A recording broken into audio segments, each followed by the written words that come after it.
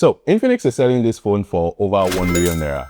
Think about that for a second. 1 million naira for an Infinix phone.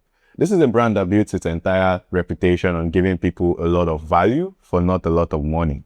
And now here they are with their first ever Ultra model, and they're asking you to spend 1 million naira on it. So the question I want to answer today is simple. Does it actually make sense? This is the Infinix Note 60 Ultra, and I've been using it for some weeks now. And let me tell you what I think.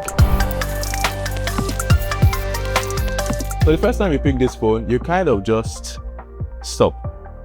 Like there's a moment you're holding it and you're looking at it, because the back is this one clean continuous surface. You know, you have the cameras, little matrix display, the red light strip. It all sits flush.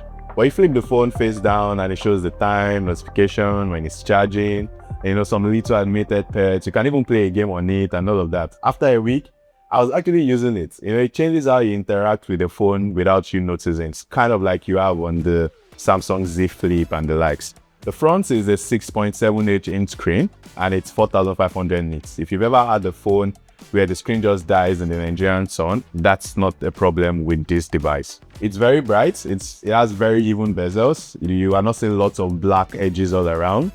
One thing about this device is that it weighs 220 grams. That's kind of heavy. You will feel it, but once you get used to it, you won't feel it anymore. I have to address one thing that I cannot ignore with this device. The Note 60 Pro that I reviewed came with a Snapdragon chip.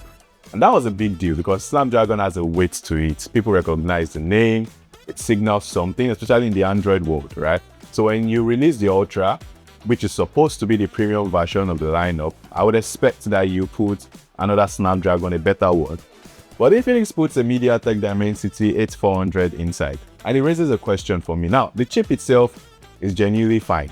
It has great efficiency. It has handled everything I've thrown at it without breaking a sweat. Social media, heavy apps, gaming, and all of those things. I don't have any complaint on the actual performance side. But at 1 million naira, the name of the chip actually matters to me if I'm spending that money on the phone. And the Dimensity is a good chip, right? It's just not the conversation Infinix should be having at this price point. I wish they had kept the Snapdragon on this Ultra and built, you know, the Ultra line around it. But that's just my opinion and I'm leaving it here. The camera is 200 megapixel. I know, you're thinking big number, 200 megapixel doesn't really matter. But this time, the photos are actually really good. Daytime shots have real detail, real sharpness, colors that feel accurate rather than punchy for the sake of it.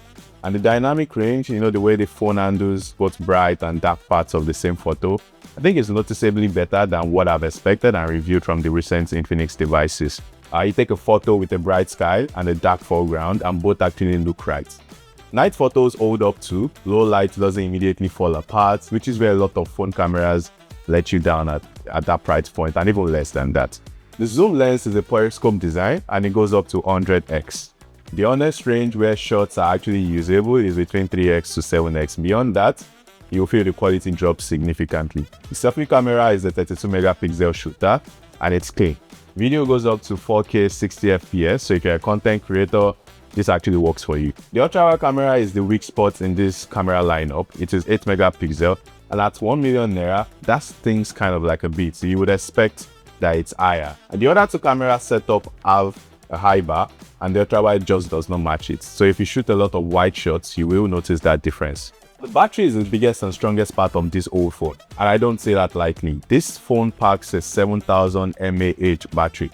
What it translates to in real life is that the battery just stops being something you think about. You wake up, you use the phone all day, you go to sleep, you maybe charge it the next morning or something. I've had this phone for like several days now, and I've only had to charge it 2-3 times. And it comfortably does 2 full days with full usage. And this is a phone that packs 144Hz of display, a bunch of performance stars, and that is actually remarkable. The charging is 100 watts wired and it goes from flat to full in under 15 minutes. There's also 50 watts wireless charging, which is faster than most phones that offer wireless charging at this price point. The battery story on this phone is a legitimate reason to choose it over alternatives, and this is from my real world usage. Infinix also says this battery would heal itself over several years, so you don't have to worry about your battery depleting and all of that, but that remains to be seen. Now, this device comes with XOS 16 and it's the smoothest it has ever been. It looks good, doesn't fight for your attention. It works the way it's expected to. You can remove bloated apps and all of that. The AI tools are also useful rather than it just being listed on the spec sheet. You have photo cleanup, call noise cancellation on both ends, note organization. That's the kind of stuff that quietly makes daily use better, right? You have health monitoring packed into this device, JBL stereo speakers, IP64 water resistance, and eSIM support. Also, perhaps the most surprising feature of all, the ability to make calls and send text via satellite when there is no network coverage. This is also available on this device, and it's powered by a company called Thuraya. This device also comes with 3 years of OS updates, 5 years of security patches, and at 1 million naira, the software support commitment is what you would want to see. So kudos Infinix. So 1 million naira. That's the conversation this phone enters, and Infinix knows what they're asking. At that price, you're sitting next to Samsung flagship devices, next to some iPhones as well, and next to phones with years of flagship credibility. And honestly, this phone belongs in that conversation more than I expected it to. The design is genuinely premium. The battery is the best I've used in a phone this size. The main camera delivers. These are real meaningful things, right? But the ultra-wide could have been better. The chipset decision is a legitimate debate for me. And 1 million naira requires a serious conversation with yourself before you spend it.